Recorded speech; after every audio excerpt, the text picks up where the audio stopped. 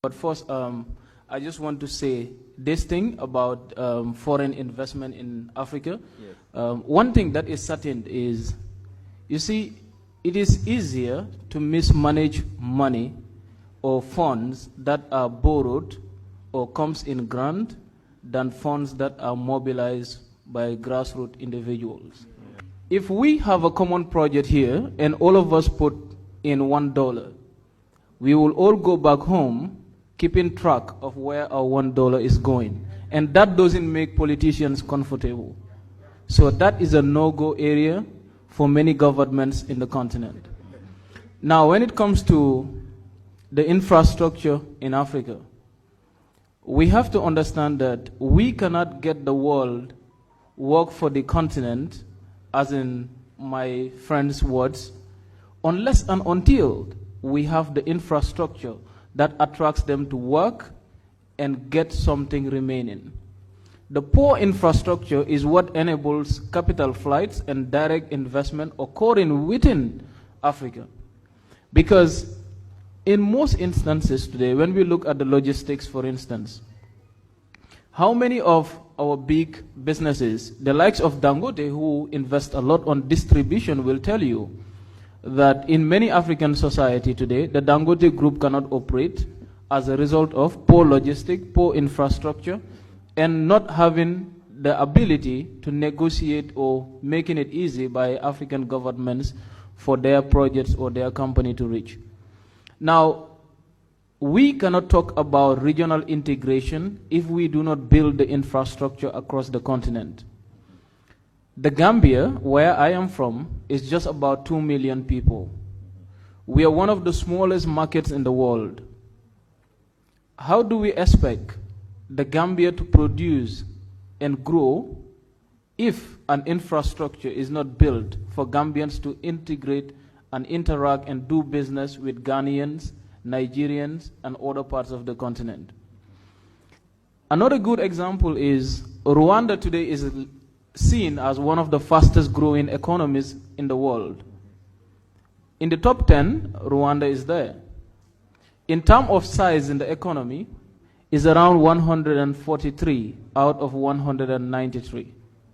That is the disaster that occurs because there is no common market across the continent.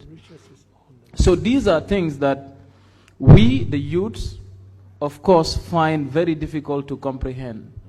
And this is what I believe could be our solution.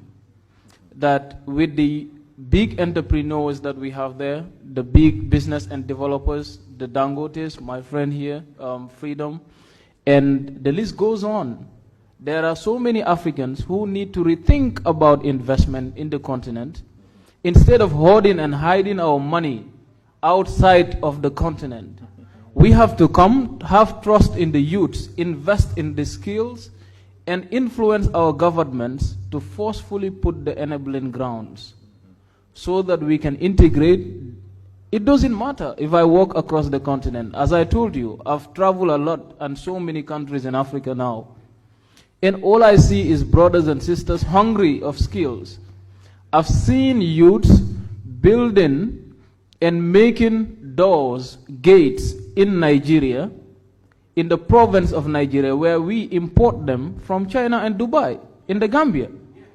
This is the problem. And we cannot enhance this unless and until an infrastructure is built to put all of us together. And that is what we need to invest in now as a continent.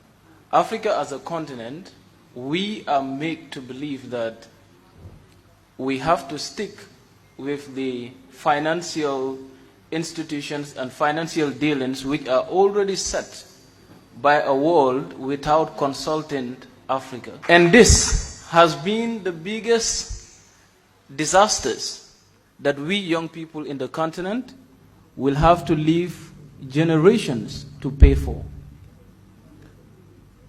When we look at the numbers, we keep borrowing and yet don't multiply. And yet the same numbers that we're talking about cannot be channeled into human development. And that is the threat. That is the fear. And that is the anger and frustration that every African youth today is facing. So we need to have a paradigm shift in the way we deal with the rest of the world, first by looking at partnership.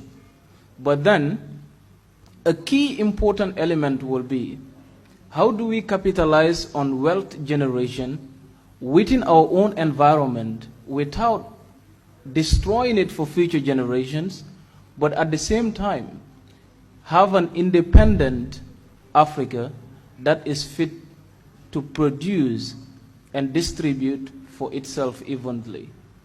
But whenever it comes to the numbers, I am telling you that not just myself, but the 450 plus million youths of the continent are all living in fear of a debt we have to live and pay for, and it has not done anything meaningful to our life and for generations of Africans to come.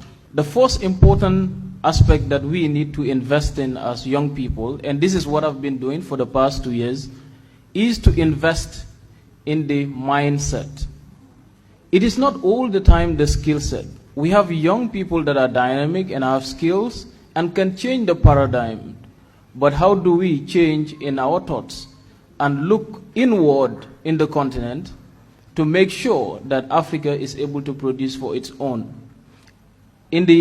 By December around 2019, I was offered a scholarship to go and study abroad. And this is for the young people.